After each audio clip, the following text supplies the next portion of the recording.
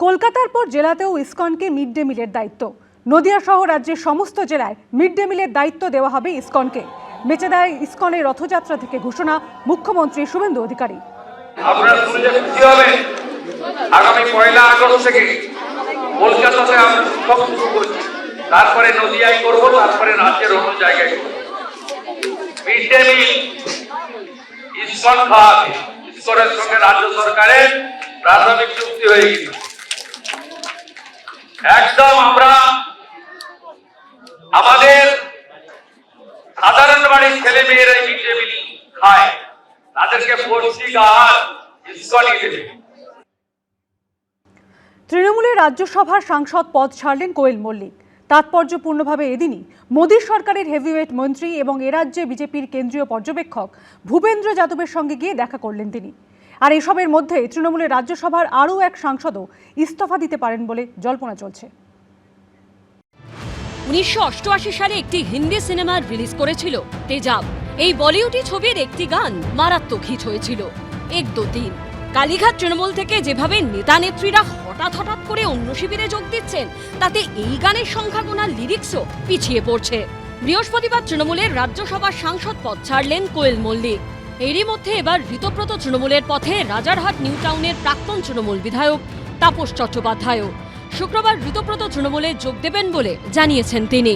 ভাঙন তো আগেই শুরু হয়েছিল, আর এবার 21শে জুলাইয়ের আগে সেই ভাঙন আরও তীব্রতর হলো। রাজনৈতিকভাবে আরও নিঃস্ব হলেন মমতা বন্দ্যোপাধ্যায় এবং অভিষেক বন্দ্যোপাধ্যায়রা। এর আগে তৃণমূলের রাজ্যসভার সাংসদ পদে ইস্তফা দেওয়ার পর গত 9 জুলাই বিজেপিতে যোগ দিয়ে রাজ্যসভায় যাচ্ছেন সুখেন্দু শেখর রায়, সুস্মিতা দেব এবং প্রকাশিক বড়াই। এই দুদিন পর 11ই জুলাই মমতা বন্দ্যোপাধ্যায়ের সঙ্গ ছেড়ে ঋতব্রত তৃণমূলে যোগ দিয়েছেন অনুব্রত মণ্ডল। 21শে জুলাইয়ের ঠিক আগে বুধবার ঋতব্রত তৃণমূলের শিবিরে গেছেন মদন মিত্র। আর এবার তৃণমূলের রাজ্যসভার সাংসদ পদ ছাড়লেন কোয়েল মল্লিক।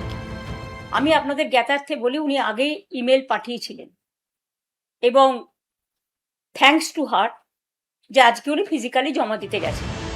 13 থেকে কমে তৃণমূলের রাজ্যসভার সদস্য সংখ্যা হল 9। সুখেন্দু শেখর রায়, সুস্মিতা দেব এবং প্রকাশিক বড়াইকের পর এবার তৃণমূলের রাজ্যসভার সাংসদ পদ ছাড়লেন কোয়েল মল্লিকও। বিদেশ থেকে ফেরার পরে বৃহস্পতিবার রাজ্যসভার চেয়ারম্যান সিপি রাধাকৃষ্ণনের সঙ্গে দেখা করে ইস্তফা দেন তিনি। কোয়েল মল্লিক তো সরাসরি কোনোদিন রাজনীতি করেননি, পলিটিক্সে ল্যাটারাল এন্ট্রি হয়েছিল। উনিও তৃণমূল ছাড়ছেন, অর্থাৎ তৃণমূলের ছত্রছায়ায় কেউ থাকতে চাইছে না। তৃণমূল নির্মূল, আমি এটুকুনি বলতে পারি। তৃণমূল শেষ। আর যারা মানে তৃণমূলের জামার বদলে অন্যরকম জামা পরছেন, তাদেরও মানুষ আবার অন্যভাবে দেখছে। কেউই খুব একটা ভালোভাবে নিচ্ছে না, প্রত্যেকেরই তো অতীত জানা। তাৎপর্যপূর্ণভাবে এদিনই মোদী সরকারের হেভিওয়েট মন্ত্রী এবং এ রাজ্যে বিজেপির কেন্দ্রীয় পর্যবেক্ষক ভূপেন্দ্র যাদবের সঙ্গে গিয়ে দেখা করেন কোয়েল মল্লিক। এখানেই প্রশ্ন উঠছে, তৃণমূলের রাজ্যসভার সাংসদ পদে ইস্তফা দেওয়ার পর এখন কি করবেন কোয়েল মল্লিক? বিজেপিতে যোগ দেবেন? সুখেন্দু শেখর রায়, সুস্মিতা দেব, প্রকাশিক বড়াইকদের মতো তিনিও বিজেপির হয়ে রাজ্যসভায় যাবেন, সেরকমই ইঙ্গিত দিয়েছেন সুকান্ত মজুমদার। কোয়েল মল্লিক আগে থেকেই প্ল্যান করেছিলেন যে তৃণমূলে তিনি থাকবেন না। আগামী দিনে তিনি ইস্তফা দিয়েছেন, আগামী দিনে তিনি আবার রাজ্যসভায় পৌঁছবেন, যেরকম বাকি 3 জন সাংসদের সঙ্গে হয়েছে। বিজেপির শক্তি রাজ্যসভাতে আরো বাড়ছে। বিধানসভা ভোটের আগে রঞ্জিত মল্লিকের বাড়িতে গেছিলেন অভিষেক বন্দ্যোপাধ্যায়। প্রণাম করে তার হাতে তুলে দিয়েছিলেন তৃণমূলের উন্নয়নের পাঁচালী। আর এরপরই কোয়েল মল্লিককে রাজ্যসভায় পাঠায় তৃণমূল। তারপর 3 মাস কাটতে না কাটতেই এদিন ইস্তফা দিলেন কোয়েল। তৃণমূলের রাজ্যসভার আরও এক সাংসদও ইস্তফা দিতে পারেন বলে জল্পনা চলছে। বিজেন্দ্র সিংহ, ঝিলম করঞ্জাই ও আশাবুল হোসেনের রিপোর্ট, এবিপি আনন্দ। তাকে রাজনীতিতে এনেছিলেন মমতা বন্দ্যোপাধ্যায়। এবার তৃণমূল নেত্রীর হাত ছাড়লেন আমলা থেকে রাজনীতিবিদ হওয়া মনীশ গুপ্ত। বলেন, 5-6 বছরে ভালো পদে ছিলাম না, দক্ষিণ কলকাতার সাংগঠনিক পদে থাকলেও তার নামকে বাঁচতে। সূত্রের খবর, আজই মমতা বন্দ্যোপাধ্যায়ের কাছে চিঠি পাঠাবেন মনীশ গুপ্ত। বিগত 5-6 বছরে তো আমি কোনো ভালো কোনো পদে ছিলাম না, ওদের আমি এমনি সময় নষ্ট করে কি হবে ছেড়ে দিলাম। 21শে জুলাইয়ের আগে তৃণমূল ছাড়ার ঘোষণা করলেন মনীশ গুপ্ত, যাকে রাজনীতিতে নিয়ে এসেছিলেন মমতা বন্দ্যোপাধ্যায়। দলই আপনাকে ছেড়েছে বলছে? হ্যাঁ, দলই আমাকে ছেড়েছে, মানে আমাকে জুনিয়র ছেলেদের দিয়ে দিয়েছে এখন। ওদের আমার তো আর কোনো কাজ নেই। 21শে জুলাই নতুন করে পথ চলা হবে। আপনারা ভালো থাকুন, সুস্থ থাকুন, নিজেদের রক্ষা করুন। 1993 সালের 21শে জুলাই পুলিশের গুলিতে যখন 13 জন যুব কংগ্রেস কর্মীর মৃত্যু হয় তখন রাজ্যের স্বরাষ্ট্র সচিব ছিলেন মনীশ গুপ্ত, অর্থাৎ পুলিশ যে আমলার অধীনস্থ ছিল। মমতা বন্দ্যোপাধ্যায় সবসময় 21শে জুলাই পুলিশের গুলি চালানোর সমালোচনা করতেন, কিন্তু সেই তিনি 2011 সালে প্রাক্তন স্বরাষ্ট্র সচিব মনীশ গুপ্তকে তৃণমূল প্রার্থী করেন। বুদ্ধদেব ভট্টাচার্যের বিপরীতে যাদবপুর কেন্দ্র থেকে তৃণমূলের প্রার্থী হন মনীশ গুপ্ত। জেতার পর তাকে নিজের মন্ত্রিসভায় বিদ্যুৎ মন্ত্রী করেন। শুধু তাই নয়, 2017 সালে মনীশ গুপ্তকে তৃণমূলের রাজ্যসভায় সাংসদও করেন মমতা বন্দ্যোপাধ্যায়। আমাকে ওনারা যাদবপুরে দিলেন বুদ্ধদেব ভট্টাচার্যের বিরুদ্ধে। তখন কি কেউ ভেবেছিল যে আমি জিতবো কিংবা কি তৃণমূল ক্ষমতায় আসবে? তা তো কেউ ভাবেনি। তারপরে আমি একটা ভ্যাকেন্সি ছিল, 3 বছর মাত্র আমি এমপি ছিলাম। তারপরে আমি ফিরে এসেছি।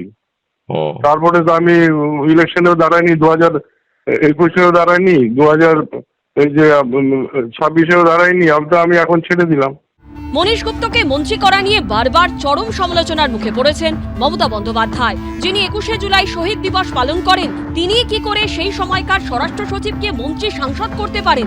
এটা কি শহীদদের অপমান করা নয়? এই প্রশ্ন বারবার উঠেছে, কিন্তু মমতা বন্দ্যোপাধ্যায় নিজের অবস্থানে অনড় থেকেছেন। সেই মনীশ গুপ্তই মমতা বন্দ্যোপাধ্যায়ের সঙ্গ ছাড়লেন। 21শে জুলাই সামনে এই গুলি চালনা নিয়ে একাধিক এটা একদম সম্পূর্ণভাবে ভিত্তিহীন। কোন স্বরাষ্ট্র সচিব কখনো রাইটার্সে বসে গুলি চালান না, এটা অবান্তর কথা। স্বরাষ্ট্র সচিব কি করে তার জন্য দায়ী হতে পারে? লালবাজার থেকে তো কন্ট্রোল হয়, সেটা তো আর রাইটার্স বিল্ডিং থেকে কন্ট্রোল হয় না। মনীশ গুপ্ত তৃণমূলে কেন গেছিলেন সেটা মমতা ব্যানার্জি বলতে পারবেন।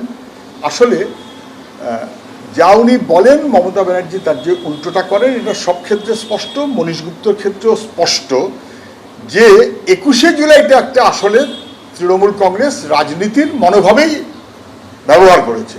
2011 সালে ক্ষমতায় আসার পর 21শে জুলাইয়ের ঘটনা তদন্ত করতে একটি কমিশন তৈরি করেছিলেন মমতা বন্দ্যোপাধ্যায়।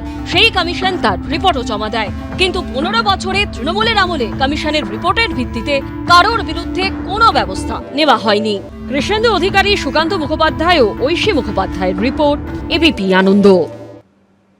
21শে জুলাইয়ের আগে আরও নিঃস্ব হল কালীঘাট তৃণমূল। এবার মমতা বন্দ্যোপাধ্যায়ের হাত ছাড়ার কথা ঘোষণা করলেন মনীশ গুপ্ত। আর তৃণমূলের সঙ্গে সম্পর্ক ছিন্ন করা মাত্র মুখ্যমন্ত্রী শুভেন্দু অধিকারীর ভূয়সী প্রশংসা শোনা গেল মনীশ গুপ্তর গলায়। মদন মিত্র, কোয়েল মল্লিক, মনীশ গুপ্ত, একজন বর্ষিয়ান বিধায়ক, একজন নতুন সাংসদ, আরেকজন আমলা থেকে রাজনীতিবিদ হয়েছিলেন। দুদিনে মমতা বন্দ্যোপাধ্যায়ের হাত ছাড়লেন 3 জন। 21শে জুলাইয়ের আগে হাত আরো খালি হলো মমতা বন্দ্যোপাধ্যায়। এবার তৃণমূল ছাড়ার কথা ঘোষণা করলেন মনীশ গুপ্ত। মনীশ বাবু, আপনি তৃণমূলের সঙ্গে সম্পর্ক কি ছেড়ে দিলেন? আমি তো তৃণমূলের সঙ্গে নেই, আমি কোনো পলিটিক্যাল পার্টির সঙ্গে নেই, আমি রাজনীতি ছেড়ে দিয়েছি। তো আপনি তো সাংগঠনিক পদে এতদিন ছিলেন, ধরুন দক্ষিণ কলকাতা, সাউথ ক্যালকাটার চেয়ারম্যান ছিলাম, সেটা একটা মামকো আসতে আর কি। আমার তো কোনো অবদান ছিল না ওদের। আমি এমনি সময় নষ্ট করে কি হবে, ছেড়ে দিলাম। মমতা বন্দ্যোপাধ্যায় যখন রাজনৈতিক অস্তিত্বের সংকটে ভুগছেন, তখন তৃণমূল ছাড়ার কথা ঘোষণা করলেন মনীশ গুপ্ত। প্রথমে বিধায়ক, তারপর তৃণমূল সরকারের বিদ্যুৎ মন্ত্রী, তারপর তাকে রাজ্যসভায় পাঠান মমতা বন্দ্যোপাধ্যায়। অনুরোধ করে বলবো, প্লিজ 21শে জুলাইয়ের আগে যার যা সিদ্ধান্ত নেয়া, যারা বাঁচতে চান জীবনে লোটা কম্বল নিয়ে, তারা দয়া করে যেখানে ইচ্ছে যান বিজেপির কথা শুনে। মাইকেল মধুসূদন দত্ত লিখেছিলেন যে একে একে নিবিছে দেউটি, যে দমবন্ধকর পরিবেশ ছিল। কে কি রাজনীতি করবেন সেটা তার ব্যাপার, কিন্তু দমবন্ধকর যে পরিবেশ ছিল তা নিয়ে তো সন্দেহ নেই। স্বাভাবিকভাবে দেউটি নিভছে, দেউটি নেবারই কথা। তৃণমূলের সঙ্গে সম্পর্ক ছিন্ন করা মাত্র মুখ্যমন্ত্রী শুভেন্দু অধিকারীর ভূয়সী প্রশংসা শোনা গেছে মনীশ গুপ্তর গলায়। আমাদের যে নতুন মুখ্যমন্ত্রী এসেছেন, উনি তো দক্ষ প্রশাসক এবং উনি জনপ্রিয় নেতা। উনি নিশ্চয়ই বাংলাকে অনেক উঁচু শিক্ষায় নিয়ে যেতে পারবেন। আমার সমর্থন আছে ওনার প্রতি, মুখ্যমন্ত্রীর প্রতি। হ্যাঁ, নিশ্চয়ই। 2 মাসের যে পারফরমেন্স মুখ্যমন্ত্রী, খুব মানে নতুন উদ্দীপনা এবং আরো সুন্দরভাবে প্রশাসনটাকে উনি সাজাচ্ছেন। তারপরে অর্থনৈতিক দিকে যেভাবে ইন্ডাস্ট্রি আনা, ওটার প্রচেষ্টা চলছে। অনেকগুলো পদক্ষেপ নিয়েছেন। আমার মনে হয় তাতে অনেক উন্নতি হবে বাংলায়। ধরেই বেঁকে রাখতে বলেছিল, ছাড়তেই বা কে বললো? এগুলো নিয়ে মানুষের কোনো উৎসাহ নেই। সূত্রের খবর, শুক্রবারই মমতা বন্দ্যোপাধ্যায়ের কাছে চিঠি পাঠাবে মনীশ গুপ্ত। কৃষ্ণেন্দু অধিকারী, ঝিলম করঞ্জাই ও সুকান্ত মুখোপাধ্যায়ের রিপোর্ট, এবিপি আনন্দ। কেউ বলছেন মদন মিত্রর সঙ্গে আছেন, আবার মমতা বন্দ্যোপাধ্যায়ের সঙ্গেও আছেন। কেউ আবার অভিষেক বন্দ্যোপাধ্যায়ের বিরুদ্ধে ক্ষোভ উগরে দিচ্ছেন। কামারহাটির বিধায়ক মদন মিত্র শিবির বদল করতেই জল মাপছেন উত্তর 24 পরগনার নেতারা। 21শে জুলাইয়ের আগে আরও নিঃসঙ্গ মমতা বন্দ্যোপাধ্যায়। রাজ্যসভার সাংসদ পদ ছাড়লেন কোয়েল মল্লিক। হাত ছাড়ার ঘোষণা করলেন প্রাক্তন বিদ্যুৎ মন্ত্রী মনীশ গুপ্ত। যুব কংগ্রেস থেকে যাঁর সঙ্গে সম্পর্ক, সেই মদন মিত্র যোগ দিয়েছেন ঋতব্রত তৃণমূলে। কামারহাটি বিধায়ক মদন মিত্র শিবির বদল করেছেন। এই পরিস্থিতিতে জল মাপছেন উত্তর 24 পরগনার ছোট বড় মাঝারি নেতারা। আমরা মমতা ব্যানার্জিকে দেখেই লড়াই করেছি সবাই। এখন এর এই পরিস্থিতিতে দাঁড়িয়ে উনি কেন ঋতব্রত তৃণমূল বা ইয়েতে গেছেন, এটা সম্পূর্ণভাবে ওনার ব্যক্তিগত ব্যাপার। এই ব্যাপারে সম্পূর্ণ বলা আমার পক্ষে সম্ভব না। পরিস্থিতি অনুযায়ী সিদ্ধান্ত নিতে হবে, এক্ষুনি বলা মুশকিল। মমতাপন্থী তো আমরা এখনো আছি। মঙ্গলবার পুরনিয়োগ দুর্নীতি মামলায় মদন মিত্রের স্ত্রী এবং 2 ছেলেকে নোটিশ দেয় ইডি। পরের দিনই ঋতব্রত বন্দ্যোপাধ্যায়কে পাশে বসিয়ে শিবির বদলের ঘোষণা করেন কামারহাটির বিধায়ক। এই পুরনিয়োগ দুর্নীতি মামলাতেই একাধিকবার ইডির মুখোমুখি হতে হয়েছে কামারহাটি পুরসভার প্রাক্তন চেয়ারম্যান গোপাল সাহাকে। মদনদা পরে আমি মমতাদির সঙ্গে 1993 সাল থেকে কাজ করছি। মদনদা এসছেন 2011-তে। এখন আমরা সব বড় হয়েছি, ছোট নেই। যার মনে যা চায় সে করবে। সেক্ষেত্রে আমি যদি কখনো কিছু করি, অনেক 5 বার ভাববো যে কে আমাকে বড় করলো। ভোটে ভরাডুবির পর তৃণমূলের একের পর এক নেতা, প্রাক্তন মন্ত্রী, বিধায়ক নিশানা করেছেন অভিষেক বন্দ্যোপাধ্যায়কে। তাকে নিয়ে ক্ষোভ উত্তর 24 পরগনার স্থানীয় নেতাদের মধ্যেও। আমরা মমতা বন্দ্যোপাধ্যায়ের সঙ্গে যেমন আছি, তেমন মদন মিত্রর সঙ্গেও আছি। দুঃখের সঙ্গে জানাচ্ছি, অভিষেক ব্যানার্জি আসার পর দলের এই নিয়ন্ত্রণটা একটা কর্পোরেট হাতে চলে যাওয়ায়। আর অভিষেক বন্দ্যোপাধ্যায় কিন্তু তৃণমূল কংগ্রেসের জন্মলগ্ন থেকে থাকেনি। দলে অভিষেক বন্দ্যোপাধ্যায় যে স্টাইলে দল পরিচালনা করছিল, সেটা কিন্তু সাধারণ মানুষ ঠিক চোখে দেখেনি। তৃণমূলের মধ্যেই শিবির যুদ্ধ নিয়ে কটাক্ষ ছুড়ে দিয়েছে বিজেপি। পোশাকের রং বদলানোর জন্য এই নির্বাচনে মানুষ ভোট দেয়নি। মানুষ ভোট দিয়েছেন পোশাকের ভিতরের মানুষটাকে পরিবর্তন করার জন্য।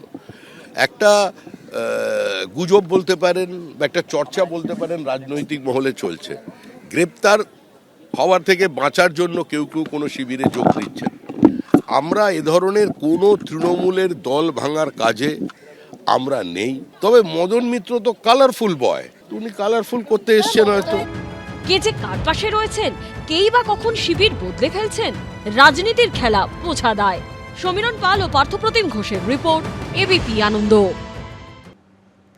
21শে জুলাই পালন নিয়ে তৃণমূলে কার্যত দড়ি টানাটানি চলছে। মেয়ো রোডে শহীদ দিবস পালন করবে ঋতব্রত তৃণমূল। হাইকোর্টের অনুমতিতে বিড়লা তারামণ্ডলের সামনে 21শে জুলাই পালন করবে কালীঘাট তৃণমূল। মঙ্গলবার 21শে জুলাই তৃণমূলের শহীদ দিবস। কিন্তু এখন তো আসল প্রশ্ন হলো, কোন গোষ্ঠী আসল তৃণমূল? শহীদ নিয়েও এখন টানাটানি। আর তাই 21শে জুলাই নিয়েও এখন কালীঘাট তৃণমূল আর ঋতব্রত তৃণমূলের মধ্যে কড়া টক্কর। আমি শুনেছি এমনকি শহীদ পরিবারগুলোকে 21শে জুলাইয়ের যারা ছিলেন, পুলিশ থেকে ফোন করে বলা হচ্ছে এদিক নয় ওদিক যাও, মানে বিজেপির দিকে যাও, বিজেপি স্পন্সর বালিশের দিকে যাও, বালিশ পালিশ করতে যাও। তাদের আবার অনেক টাকার উপহারও দেওয়া হবে।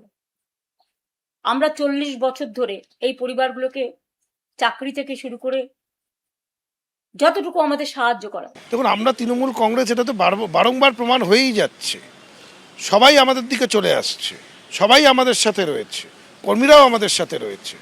21শে জুলাই দেখতে পারবেন কিরকম ভিড় হবে। 1993 সালের 21শে জুলাই পুলিশের গুলিতে প্রাণ হারান 13 জন যুব কংগ্রেস কর্মী। তখন যুব কংগ্রেসের নেত্রী ছিলেন মমতা বন্দ্যোপাধ্যায়। এই দিনটাই শহীদ দিবস হিসেবে পালিত হয়। তৃণমূল আমলে 21শে জুলাই শহীদ দিবসের অনুষ্ঠানে জাঁকজমকের সাক্ষী থেকেছে রাজ্য। বিশাল মঞ্চ থেকে তারকার ঢল, কি ছিল না সেই শহীদ স্মরণে? ক্ষমতার কেন্দ্রবিন্দু বদলের পর এবার সেই 21শে জুলাই কার্যত তৃণমূলেরই দুই গোষ্ঠীর মধ্যে আড়াআড়িভাবে বিভক্ত হয়ে গেছে।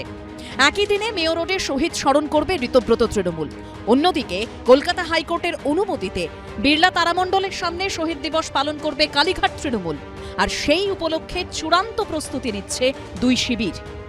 21শে জুলাই অর্থাৎ মঙ্গলবার দিনকে বেলা 12টা নাগাদ তারা ঘটনাস্থলে যাবেন। এই গোটা যে রণকৌশল তারা কিন্তু ঠিক করছেন আজকে এই মিটিংয়েই। 21শে জুলাই যাতে অতিরিক্ত মাত্রা পায়, জেলা থেকে প্রচুর সাড়া আসছে, তারা কেউ ট্রেনে আসতে চাইছেন, কেউ বাসে আসতে চাইছেন।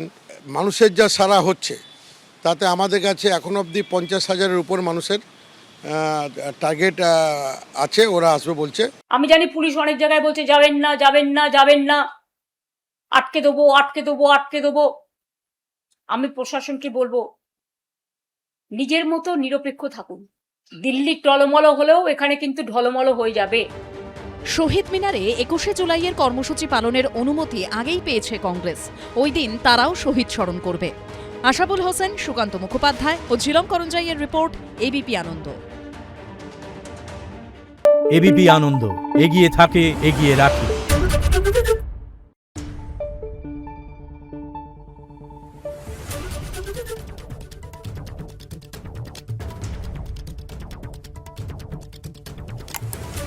Thank you.